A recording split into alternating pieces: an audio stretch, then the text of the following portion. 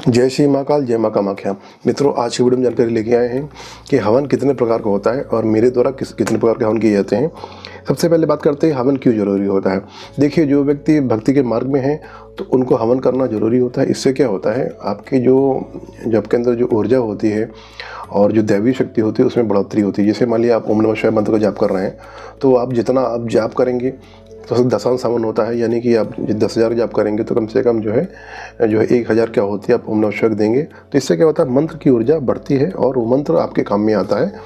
तो हवन इसलिए ज़रूरी होता है, मंत्र को जागृत करने के लिए ज़रूरी होता है और इससे आपका शरीर में शुद्धिकरण भी आता है, आपके अंदर जो दैवी ऊर्जा है तो उसका विकास होता है।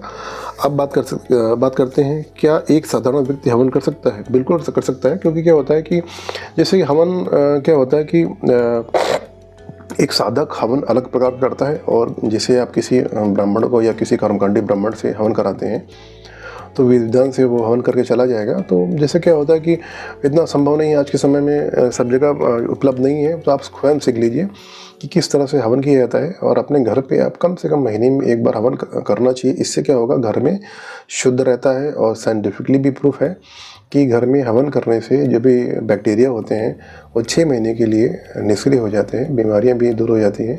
क्योंकि गुड़ और घी का जब कॉम्बिनेशन होता है और भी बहुत सारी जड़ी बूटियाँ हवन पड़ती हैं, इसके कारण से जो है आपका जो बैक्टीरिया होते हैं, जो भी कीड़े मकोड़े होते हैं वो भी दूर भाग जाते हैं। और ये तो वैज्ञानिक दृष्टिकोण हो गया, और एक साधक और एक भक्ति के दृष्टिकोण से भी जो है हवन बहुत ही ज़रूरी माना गया है। अब बात करते हैं कि किस समय हवन हम कर सकते हैं। देखिए, जब सूर्यास्त होता है तो सुबह 6:30 बजे से 9:30 बजे तक आप हवन कर लीजिए और शाम को सूर्यास्त के बाद 9 बजे से पहले हवन आप कर सकते हैं। अब बात करते हैं कि साधक के लिए हवन का क्या महत्व होता है। देखिए, साधक के लिए तो हवन करना ही पड़ेगा, क्योंकि ये जो है साधकों को कम से कम यदि आपको साधना करनी है तो कम से कम 3 साल तो साधना करनी पड़नी चाहिए। 3 साल में आपके जीवन में बहुत सारा परिवर्तन आ जाता है। और मंत्र जब करते हैं तो कोई पाठ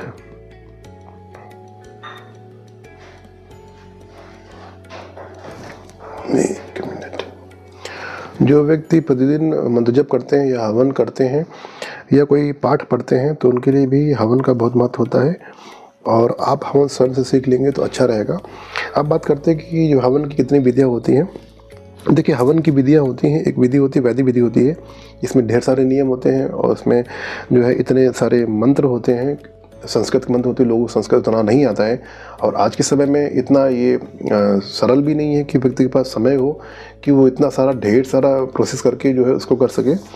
तो जो है आप आसान तरीके से भी हवन कर सकते हैं और लोगों के लिए संस्कृत इतनी आसान भाषा नहीं है कि उसको पढ़ सके और एक साधक को बिल्कुल सरल तरीके से हवन करनी चाहिए।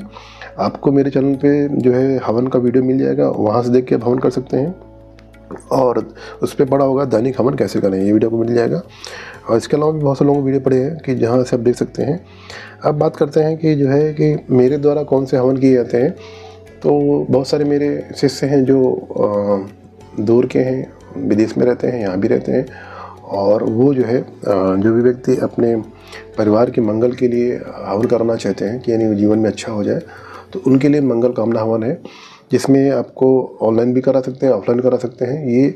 इसको कराने से आपके जीवन में अच्छा होगा और इसकी दक्षिणा 5100 रुपये है। और माँ काली सहस्त्रनाम का हवन है, ये आप ऑनलाइन भी करा सकते हैं और खुद से भी आके करा सकते हैं, ऑफलाइन करा सकते हैं। और ऑनलाइन में क्या रहता है कि आपको संकल्प यहाँ से जब मैं लूँगा तो आपको वीडियो आपको मिल जाएगा और हवन की जो भस्म होगी आपके एड्रेस पे कोरियर कर दी जाएगी। और काल भैरव सहस्त्रनाम का हवन होता है, उसके मूल्य 8,000 रुपये है। और माता बंगला मुखी का हवन है, 10,000 रुपये उसका मूल्य है। और शिव सहस्त्रनाम का हवन है और ये इसका 8,000 मूल्य है।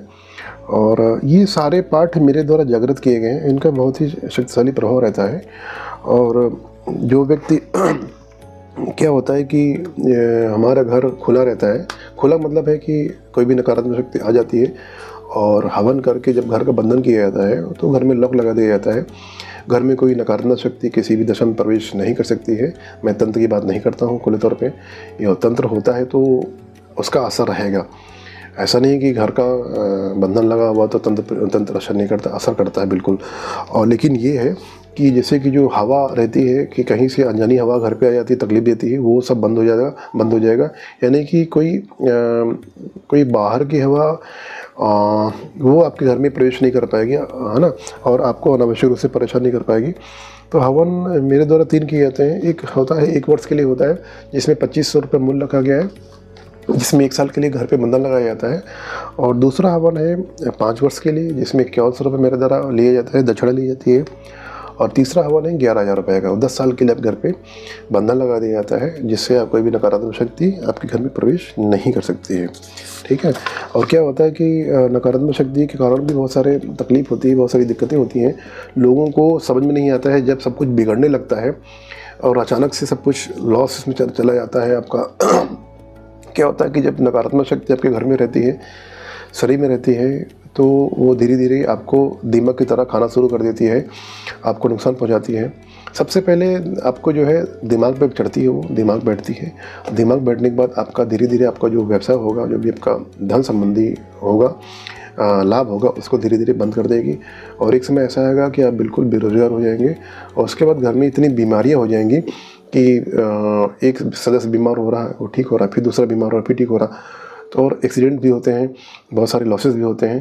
तो ये जब अचानक से जब लगे कि आफत आ रही है, लगे कि यार ये क्या हो रहा है, कि ये अभी तक तो सब कुछ अच्छा चल रहा था, अचानक से मेरी ज़िंदगी में इतना तूफ़ान क्यों आ रहा है कि जो है सब कुछ नुकसान पे जा रहे हैं, तो आपको निश्चित तौर पे कहीं ना कहीं आपको सलाह लेनी चाहिए, दिखाना चाहिए। क्योंकि जो है अचानक से सब कुछ नहीं हो सकता कि आपको अचानक से आपको बिल्कुल बर्बाद हो जाए, अचानक से सब कुछ आपका तबाह हो जाए, ऐसा संभव है ही नहीं। ठीक है। तो इसमें आपको चेक कराना रहता है, तो आपको चेक करा सकते हैं। तो आप जो है भक्ति करिए, सावधानी से अपना जो है पूजा पाठ करिए। आप मैं पहले भी आपको बोला हूँ कि आप मंत्र जप करते रहिए और एक निश्चित पाठ पढ़ लीजिए। हनुमान जी का पाठ हो गया, शंकर जी का पाठ हो गया, माँ दुर्गा पाठ हो गया, माँ काली पाठ हो गया। जब आप कोई पाठ लगातार करते रहेंगे तो उससे क्या होगा ना कि वो ऊर्जा आपके साथ लगी रहेगी। कम से कम आपको जो है आपको पता चलता रहेगा। क्योंकि बहुत सारे जो है लोगों ने क्या किया कि उनको कुछ भी नहीं आता, किसी पंथ से नहीं जुड़े हैं, किसी समुदाय से नहीं जुड़े हैं, उन्हें कुछ भी नहीं आता, वो केवल नियमित तौर से पूजा करते हैं। और आप कुछ नहीं तो आप देवी कवची का ही पाठ करना शुरू कर दीजिए, कुछ भी पढ़ना शुरू कर दीजिए। तो क्या होगा, आपको जो है बहुत सारी आपको चीज़ें पता चल, अपने आप आपको जो है सपने के माध्यम से और जो आपको नुकसान होने वाला है वो आपको पता लगना शुरू हो जाएगा। और इतना आप गहराई में गड्ढे में नहीं गिरेंगे। जैसे मान लिया आपके ऊपर कुछ प्रयोग करवा रहा है, वो भी आपको अपने आप पता चल जाएगा, क्योंकि माँ की इतनी कृपा रहती है, सब कुछ अपने आप जानकारी मिल जाती है। तो इसका भी असर रहता है। कुछ नहीं आता है आपको, जो जिस देवी पे जिस देवता पे आस्था हो उनका पाठ या चालीसा या उनका मंत्र जप करना शुरू कर दीजिए। देखिए अपने आप चमत्कार होगा। आपको धीरे धीरे आपके जो बिगड़ा होगा काम, सब सारे काम बनने लगेंगे। जरूरी नहीं कि आप किसी के पास जाएं, आप घर पे भी रहिए, पूजा पाठ करके अपना जो है चीज़ों को ठीक कर सकते हैं। ऐसा कोई बात नहीं है। ठीक है। तो मिलते हैं नए वीडियो में। जय श्री महाकाल, जय मां कामाख्या।